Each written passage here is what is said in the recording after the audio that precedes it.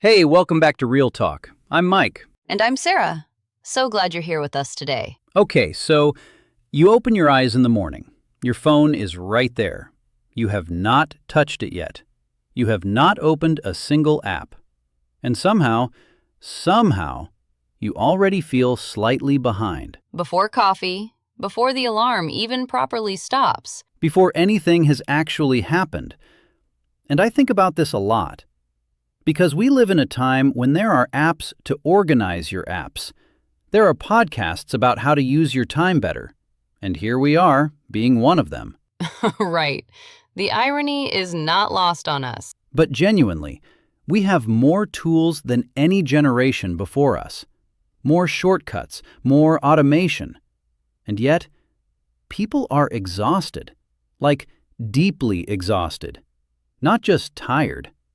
Crowded. That word, crowded. That's the one, isn't it? It's not even about hours. It's about how full everything feels.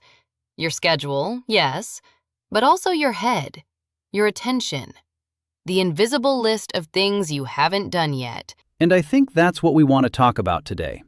Not in a, here are 10 productivity hacks kind of way.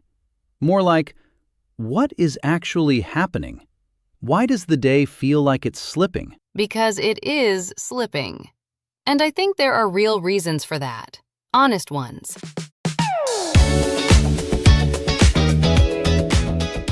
Let's go there. Because I think about my parents, right? My mom did everything by hand. No dishwasher for a long time. No online shopping. She cooked from scratch. She wrote letters. She waited for things. And somehow she had Sunday afternoons. Actual, quiet Sunday afternoons. I know exactly what you mean. My dad didn't have a smartphone until he was in his 50s. And I remember thinking, how did he manage? How did he keep track of everything?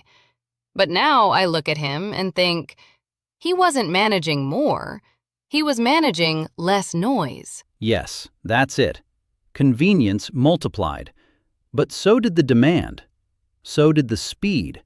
So did the invisible pressure to respond, to keep up, to stay informed, to not miss anything. And every skipped thing becomes a small weight. Every unanswered message, every half-finished plan. It's like you're carrying a bag and someone keeps quietly adding small stones. You don't notice each one. But at some point, you're wondering why you're so tired just walking to the kitchen. Okay, so let's talk about some of the real things. Not the generic advice, the honest stuff. The first one feels almost too simple, but I think it's completely underrated. Your morning begins the night before. Oh, absolutely.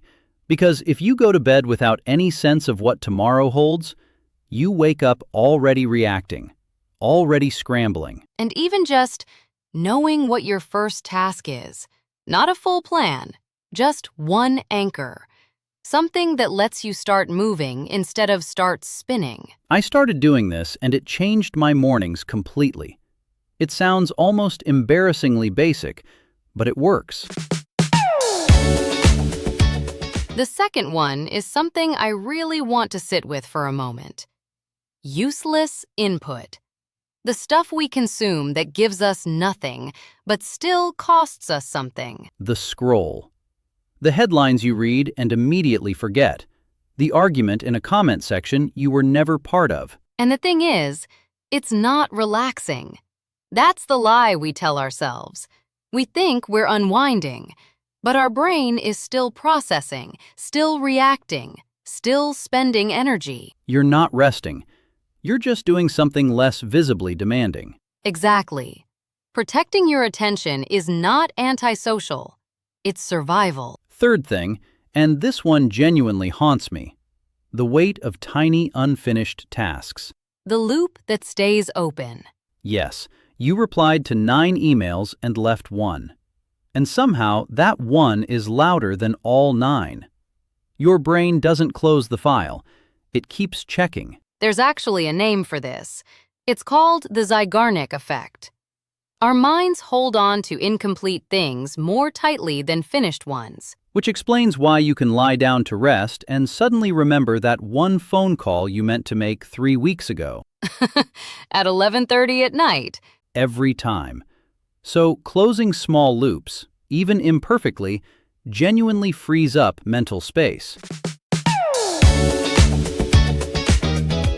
Fourth idea. You cannot wear yourself out and then expect quality from yourself. Rest is not a reward for work. It's part of the work. This is the one I still fight with. Because culturally, right, we glorify the people who push through, who work through lunch, sleep less, do more. And they tend to burn out, or make bad decisions from exhaustion and spend twice as long fixing them. A short pause in the middle of the day returns more than it costs. That's just true. Fifth, and I think this one is quietly destroying a lot of people, the mismatch between your schedule and your actual energy. Oh, planning your hardest work for 4 in the afternoon because that's when the meeting ended and you finally have time. And then wondering why it took 3 hours and felt terrible. Because your brain had nothing left at 4. Most people have a window, a golden window, maybe 2 or 3 hours, when they're genuinely sharp. And we fill that time with email. Which leads us to the sixth idea, which is, know your golden hours. Protect them like they're something valuable, because they are. Don't let someone else's urgency colonize your best thinking time. Strong way to put it. I've been saving that one. Seventh, unnecessary yeses. Time stolen politely, one favor at a time. This is painful because the people asking are usually people you like and want to help. And each individual yes seems small. Of course I'll help. Of course I'll join.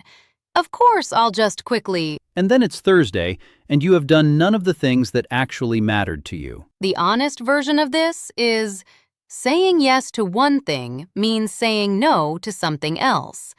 The question is just whether you're making that choice consciously or having it made for you. Eighth, the blur of speed. This one is subtle, but I think it's why so many people feel like the year just vanished. Because when everything is fast, nothing is memorable.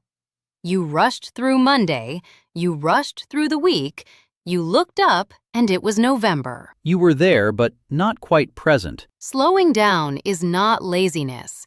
It's what makes the day feel real. So here's where we land today. Not with a list of things to fix, just with this. The goal was never a fuller schedule. It was always a fuller life. And the difference between those two things is enormous. One is about fitting more in.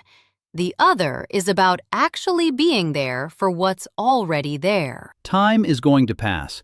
The question is just whether you'll feel it passing or wake up one day wondering where it went. One question for the comments. What's one thing you want to reclaim this week? It can be small. 30 minutes of quiet. One evening without your phone. Tell us below. We genuinely read those. And if this resonated, share it, subscribe, leave a like. It helps more than you know. Until next time. Take care of your time and take care of yourselves. This is Real Talk. See you soon.